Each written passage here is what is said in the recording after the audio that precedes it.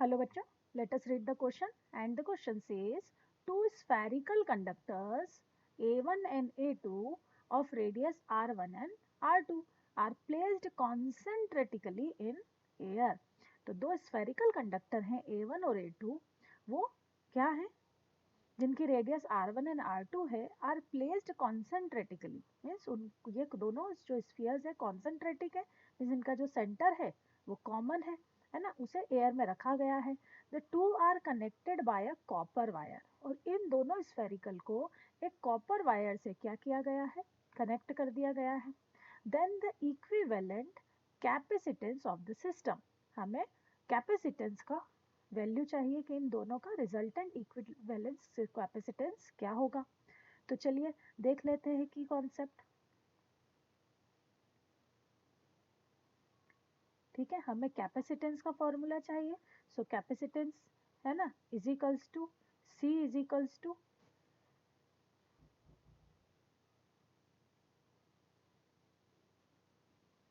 सो ये हो जाएगा Q बाय V।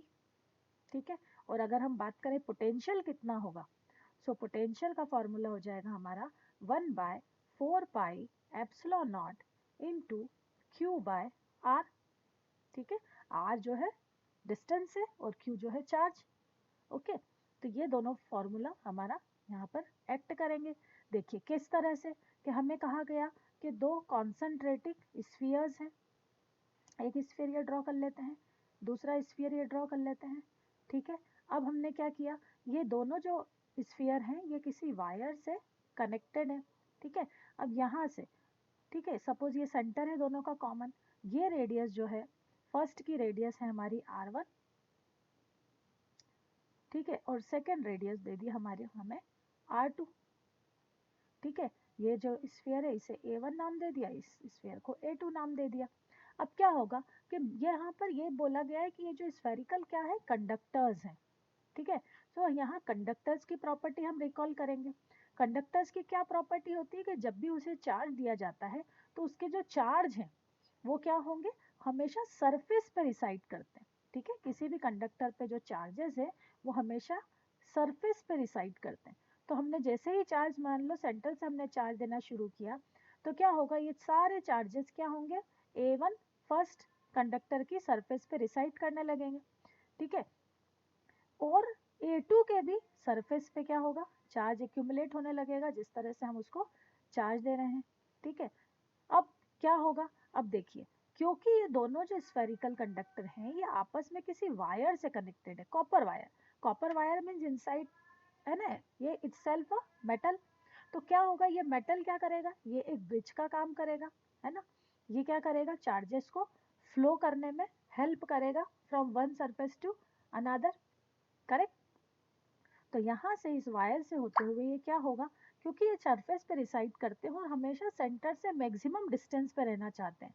ठीक है, तो इस कॉपर वायर के थ्रू ये जो चार्जेस होंगे किसके, A1 स्फीयर के, वो यहाँ से फ्लो होके कहाँ जाने लगेंगे, A2 स्फीयर की सरफेस पे जाने लगेंगे।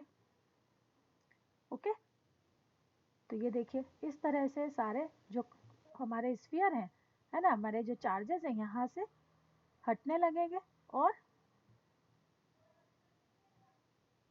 कहाँ जाने लगेंगे,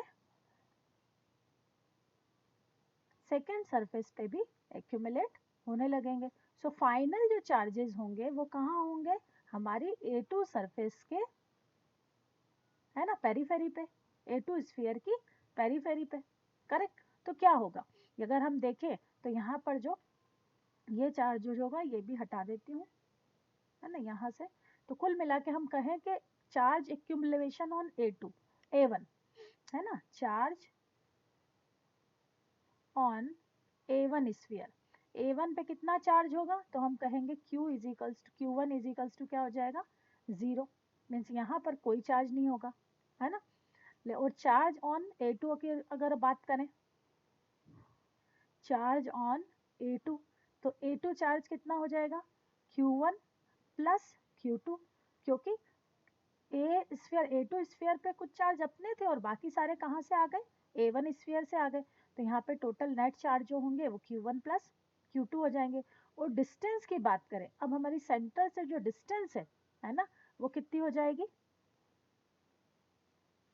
वो हो जाएगी हमारी R2।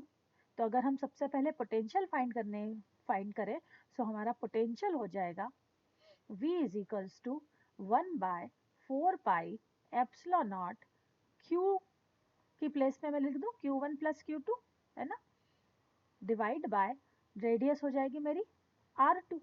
अब ये वैल्यू में कैपेसिटेंस क्योंकि मुझे पूछा गया है, सो कैपेसिटेंस के फॉर्मूले में अप्लाई कर देती हूँ। तो कैपेसिटेंस हो जाएगा मेरा C is equals to Q। ठीक है, सो यहाँ पर भी कैपेसिटेंस का टोटल चार्ज कितने एक्यूमुलेट हुए हैं, तो नेट चार्ज हो जाएंगे Q की प्लेस में मैं क्या लिखूंगी, Q1 plus Q2 divided by 1/4 pi epsilon not into Q1 plus Q2 divided by R2। Correct. So हम देख सकते हैं कि Q1 plus Q2 and Q1 plus Q2 will get cancel. ठीक है, क्या बचेगा, ये 1 बाय में है तो यहाँ पर ये न्यूमरेटर में आ जाएगा 4 पाई एप्सिलॉन 0 R2। ठीक है, सो ये वैल्यू किसकी हो गई, हमारी कैपेसिटेंस, और यही हमसे पूछा गया था। So this is the required answer. चलिए चेक करते which option matches with our answer.